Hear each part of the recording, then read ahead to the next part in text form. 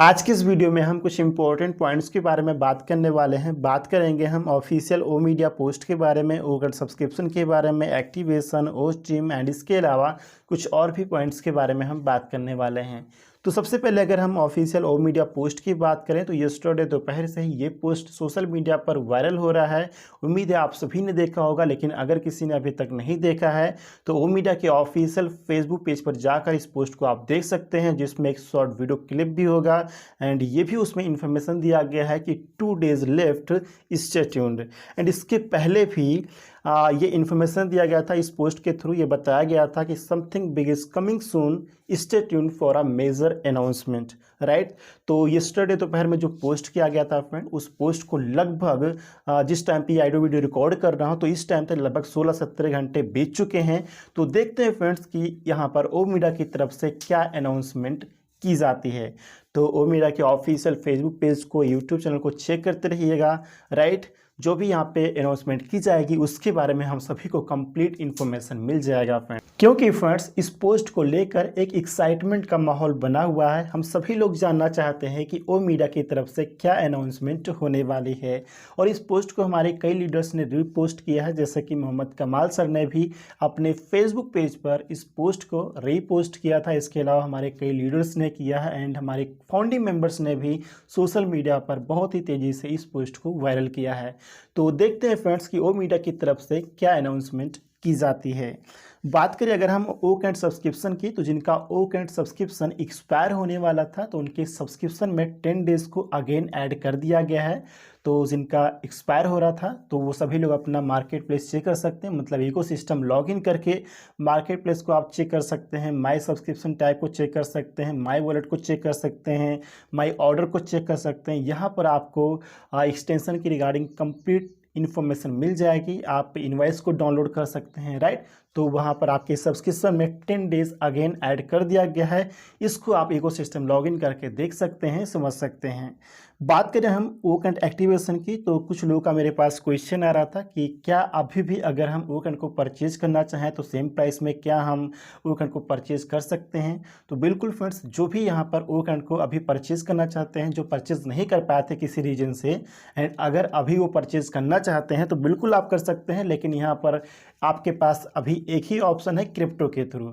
अगर आपको क्रिप्टो की नॉलेज है तो बिल्कुल आप कर सकते हैं। सेम डिस्काउंटेड प्राइस में अभी भी आप ओ कैंट को सब्सक्राइब कर सकते हैं। जैसे कि फाउंडिंग मेंबर के लिए यहाँ पर पॉकेट से $93 पे करना है ओ कैंट को सब्सक्राइब करने के लिए, एंड नॉन फाउंडिंग मेंबर के लिए यहाँ पर पॉकेट से पे करना है $190 ओ कैंट को सब्सक्राइब करने के लिए। तो सेम डिस्काउंटेड प्राइस में अभी भी आप ओ कैंट को सब्सक्राइब कर सकते हैं। जो वैलिडिटी रहेगी यहाँ पर 3 मंथ की रहेगी एंड जो कैपेसिटी रहेगी यहाँ पर 10,000 की रहेगी। तो अभी भी आप सेम डिस्काउंटेड प्राइस में ओ कैंट को सब्सक्राइब कर सकते हैं।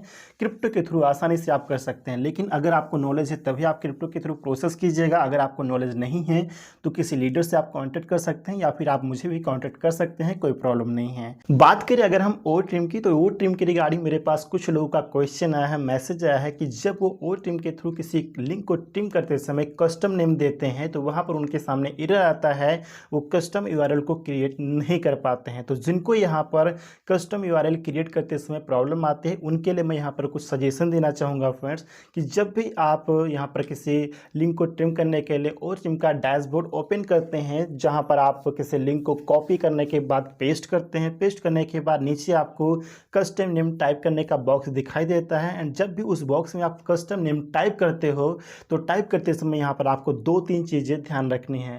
पहला चीज़ आपको ध्यान रखना है कि जो भी कस्टम नेम आप टाइप कर रहे हो बॉक्स में, उस बॉक्स में आपको without space custom name type करना है। बीच में कोई भी स्पेस नहीं होना चाहिए। जो भी आप टाइप करें, मेंशन करें, वो विदाउट स्पेस होना चाहिए। ये बात आप लोग ध्यान रखिएगा, पहला पॉइंट। दूसरा पॉइंट आप ध्यान रखिएगा कि आप जो कस्टम नेम टाइप कर रहे हो वो रिपीट नहीं होना चाहिए, मतलब पहले से वो टाइप किया ना गया हो, मतलब पहले से किसी ने उसको मेंशन ना किया हो।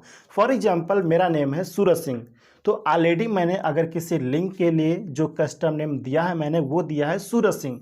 तो अगर मैं दोबारा किसी लिंक को सूरज सिंह जो हमारा नेम है उसको मैं कस्टम नेम में देना चाहता हूं, तो दोबारा किसी लिंक के लिए मैं सेम कस्टम नेम को यूज़ नहीं कर सकता। मतलब कहने का मतलब ये है कि जब भी आप किसी लिंक को ट्रिम करते हैं, ट्रिम करते समय आप कस्टम नेम देते हैं, तो कस्टम नेम में हर बार आपको कुछ ना कुछ उसमें चेंजेस करना होगा। सेम कस्टम नेम आप नहीं दे सकते हैं, रिपीट नहीं होना चाहिए, सेम नहीं होना चाहिए, हर बार उसमें कुछ ना कुछ चेंजेस होना चाहिए।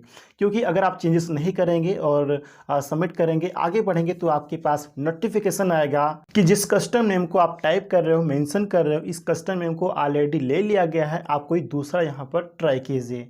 तो ये बात आप ध्यान रखिएगा। दूसरा बात आप ध्यान रखिएगा कि आपका यहाँ पर कस्टम नेम सेम नहीं होना चाहिए, रिपीट नहीं होना चाहिए, हर बार आपको यहाँ पर कुछ ना कुछ चेंजेस जरूर करने होंगे, थोड़ा बहुत, है ना। तो ये आप ध्यान रखिएगा। इसके बाद तीसरा पॉइंट आप ध्यान रखिएगा कि कस्टम नेम देते समय मैक्सिमम 30 यानी कि 30 कैरेक्टर ही आप टाइप कर सकते हैं।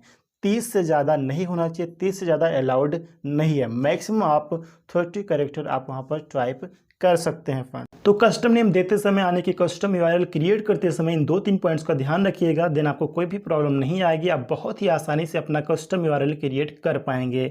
बात करें अगर हम प्रोडक्ट्स कमीशन की, तो इसके रिगार्डिंग कुछ दिन पहले मैंने एक वीडियो में बात की थी, तो वहाँ पर एक पॉइंट को ऐड करना भूल गया था, इसलिए इसके रिगार्डिंग मेरे पास कुछ और भी क्वेश्चन आ गए इसके रिगार्डिंग, तो उस पॉइंट को, उस क्वेश्चन को मैं यहाँ पर अगेन रिपीट करना चाहूँगा। मेरे वीडियो में एक कमेंट आया था, क्वेश्चन ये था कि अगर हम अपकमिंग डेज में जो हमारे प्रोडक्ट्स लॉन्च होते हैं, जैसे कि ओ ट्रैकर हो गया या फिर कोई भी पेड प्रोडक्ट हो गया, तो अगर उसको हम परचेज नहीं करते हैं, सब्सक्राइब नहीं करते हैं, सब्सक्राइब किए बिना अगर हम किसी न्यू पर्सन के साथ शेयर करते हैं एंड वो न्यू पर्सन हमारे ऑर्गेनाइजेशन में, इकोसिस्टम में रजिस्ट्रेशन करता है, रजिस्ट्रेशन करने के बाद अगर वो उस पर्टिकुलर प्रोडक्ट को परचेज करता है, तो क्या उससे हमें कोई बेनिफिट होगा, क्या उससे हमें एफिलिएट कमीशन जनरेट होगा? मैं आपको बताना चाहूँगा फ्रेंड्स, यहाँ पर आपको क्लियर करना चाहूँगा कि जब भी कोई न्यू पर्सन आपके ऑर्गेनाइजेशन में, इकोसिस्टम में रजिस्ट्रेशन करता है, तो रजिस्ट्रेशन करने के बाद उसके पास कंप्लीट इकोसिस्टम का एक्सेस आ जाता है। एक्सेस आने के बाद जब भी उसे कोई टूल परचेज करना हो ऑनपासिव का, तो सिंपली उसको इकोसिस्टम लॉगिन करना है। लॉगिन करने के बाद मार्केट प्लेस में जाकर जितने भी प्रोडक्ट उपलब्ध हैं उसमें से कोई भी प्रोडक्ट को परचेज कर सकता है, सब्सक्राइब कर सकता है। इस समय की अगर हम बात करें तो केवल ओ कनेक्ट उपलब्ध है, आप सभी जानते हैं, राइट।